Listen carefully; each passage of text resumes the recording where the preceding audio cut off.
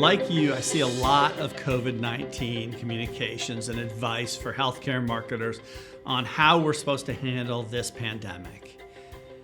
Today, I want to talk about something that I don't hear a lot of people talking about, probably because they're too busy to be thinking about this. And it's the fact that we need a plan going forward for how we're going to transition and make that pivot from talking about COVID-19 to hopefully one day talking about our services that we offer our patients. The reality is, and you know this, our hospitals are not just facing a public health crisis. They're facing a financial crisis. It's estimated that our hospitals will lose at least 25% of their annual revenue this year because of our response to COVID-19 and the drain it's put upon these organizations. That makes it all the more important that once this crisis is over, we can hit the ground running with marketing that drives revenue for our organizations.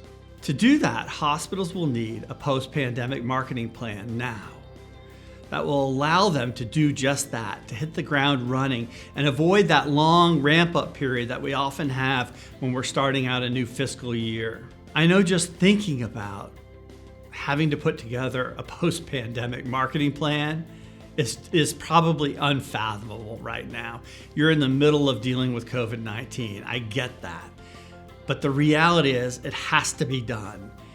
For our hospitals to survive, we're gonna have to have a process and a map laid out for how we exit out of this COVID-19 communications and smoothly transition into service line marketing that's gonna drive patient volume and that's not going to be crass, because it does run the risk of being crass. If one day we're talking about COVID-19 and the next day we're talking about bariatric surgery or joint replacements. An obvious place to start with the strategic planning is to go back to the plan that you had prepared for this year and ask yourself, what services did we already have planned to market? Now, those might not be the right services in the post-pandemic era. Keeping in mind that we need to drive margin for our organizations to help them through this financial crisis, we need to look at the existing service lines that we had planned to market and say, are these the right services? Are these the services that are going to drive a significant contribution margin for the organization? There are lots of different reasons we select various service lines to be part of the marketing plan. And it's not always because a given service line contributes the most to the bottom line of the organization. It's not always a financial decision. Frankly, some are not financially viable and yet we still market them. And sometimes that's because there is a service line leader, usually a physician, who is advocating for that department, saying, we want to be promoted. This is not the time to give in to that.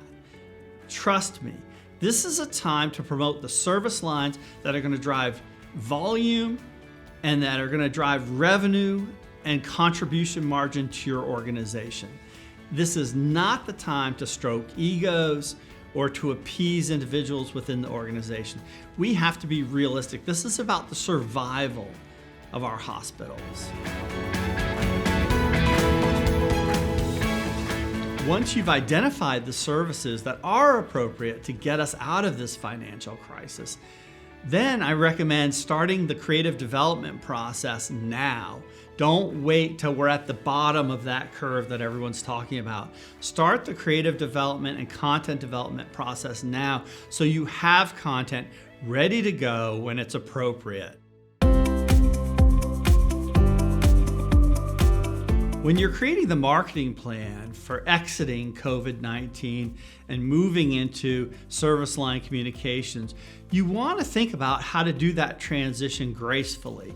And you want to develop communications and messaging that helps the consumer and your employees, for that matter, make that transition with you. So right now, while we're kind of in that maintenance phase of COVID-19 communication, you want to be putting out messages that tell people, hey, or remind people that we do more than just deal with a crisis. You know, this is a unique time. We've got the attention of the communities we serve. but they're thinking very much in terms of crisis and in terms of pandemic. And what we need to do is remind them that we're their healthcare organizations day in and day out, not just in a crisis. I loved the other day, I was on Facebook and I saw Copley Hospital in Morrisville, Vermont was running something on their Facebook news stream. And it was a post, and the headline of the post was just, "We continue to serve." And I love that, just the word continue.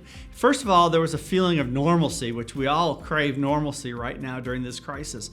But the message was powerful, and in a very few amount of words, they're saying, we're here for you when you're having babies. We're here for you when you have a broken arm. And we're here for you when you're dealing with COVID-19.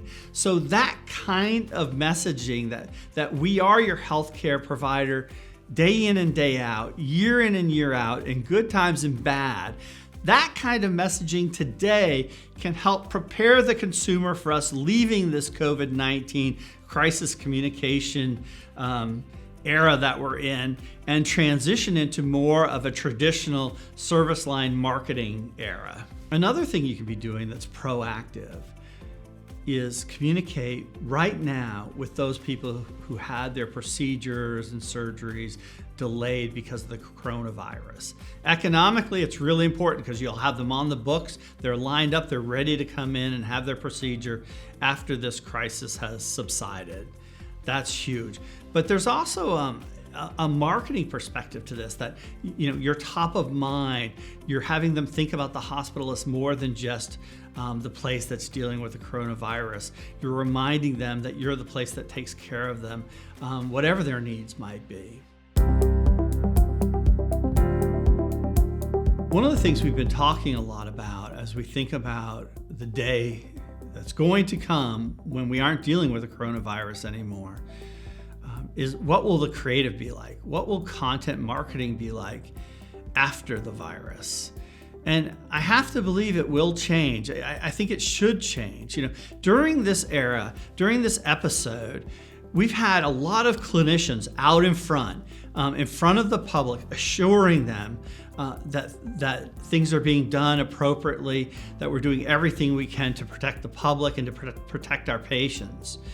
So a lot of equity has been developed, and there's a lot of trust in these local clinicians that have been very high profile throughout this crisis. And normally, I'm not a huge fan of marketing that features doctors or nurses. I think marketing should be about the patient in the end. But I'll tell you, after coming out of this crisis, where we've had all this equity built up for these healthcare workers, communities have rallied around our hospitals. They've rallied around these healthcare providers. They're sitting at home. They're sewing masks and donating them to the hospital. They're coming in and bringing food for the emergency department. Small businesses are making donations of PPEs. It's a new day, and I don't want to let that go. So I do think, as my firm thinks about producing creative and content for the post-pandemic era, I do think that clinicians are going to play a much bigger role within that marketing. It just makes sense to do it. The other thing I would say is, we've been given a huge gift within this pandemic. And I know it sounds odd to say it, but it's true. That gift is the connection we now have with these communities. Day in and day out, we are taken for granted at hospitals and health systems. We're kind of there and we're expected to be there, but we truly are taken for granted. People don't want to think about their local hospital. They don't want to think about healthcare. And they certainly don't want to think about procedures and surgeries and so on. But the gift we've been given in this crisis is suddenly people do care.